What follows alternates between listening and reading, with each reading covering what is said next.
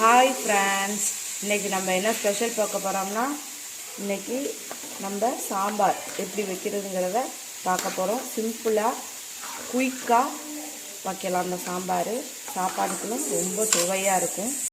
சாம்பாருக்கு நான் துவரம்பருப்பை அலசி எடுத்து வச்சுருக்கேன்.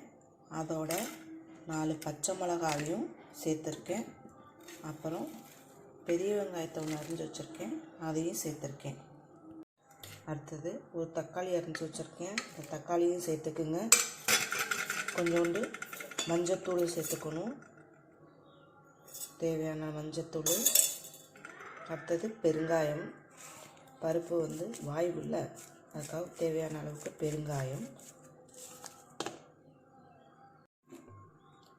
அடுத்தது கொஞ்சோண்டு நான் நல்லெண்ணெய் சேர்த்துருக்கேன்.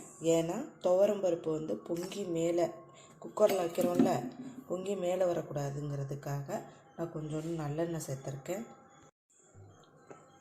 பருப்புக்கு தேவையான தண்ணீர், இதை அப்படியே விசிலில் ஒரு 4 விசில் விட்டு இறக்கிக்கணும். கடாயில் எண்ணெய் நல்லா காஞ்சோடனே அதில் கொஞ்சோண்டு கடுகு போடணும். கடுகு நல்லா வெடித்ததுக்கப்புறம்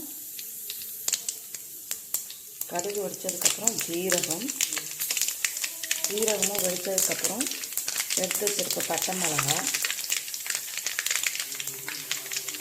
கருவேப்பிலை, இது நல்லா தாளிக்கணும். முள்ளங்கி ஃபஸ்ட்டு நல்லா வதக்கணும் காயில். அந்த காயை எடுத்து முள்ளங்கி எடுத்து அதில் போட்டுருங்க.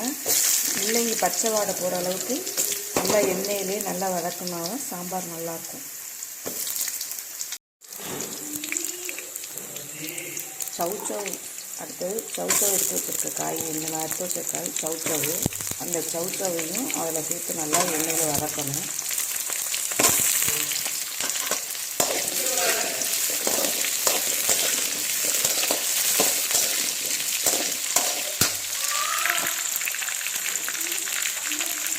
அடுத்தது கேரட்,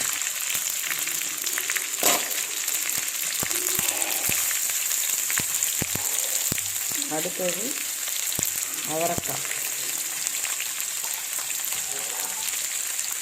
பீன்ஸ், இது எல்லா காயும் நல்லா எண்ணெயில் வதக்கி எடுக்கணும். காயெல்லாம் நல்லா இந்த அளவுக்கு வதங்கினோன்னே நம்ம எடுத்து வச்சுருக்க பருப்பு, வேக வச்சுருக்க பருப்பை அதோட சேர்த்துக்கணும். வேக வச்ச பருப்பை அதோட சேர்த்து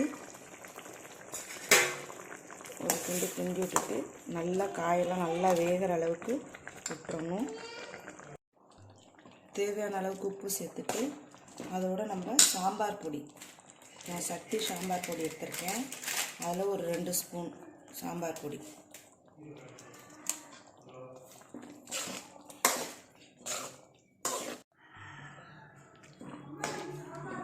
சாம்பார் பொடியை நல்லா கலக்கிட்டு நல்லா காயும் பருப்பும் நல்லா குழையிற அளவுக்கு, ஓரளவுக்கு சாம்பார் டேஸ்ட்டு போகிற அளவுக்கு நல்லா வேக விட்டோம்னா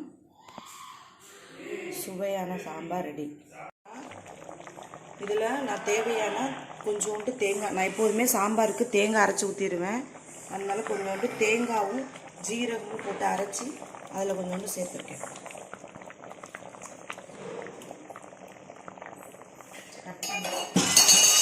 இப்போ சாம்பார் நல்லா கொதித்து காயெல்லாம் வந்துருச்சு. இப்போ கொத்தமல்லி கருவேப்பிலையை போட்டு சாம்பாரை இறக்கிற வேண்டியதுதான்.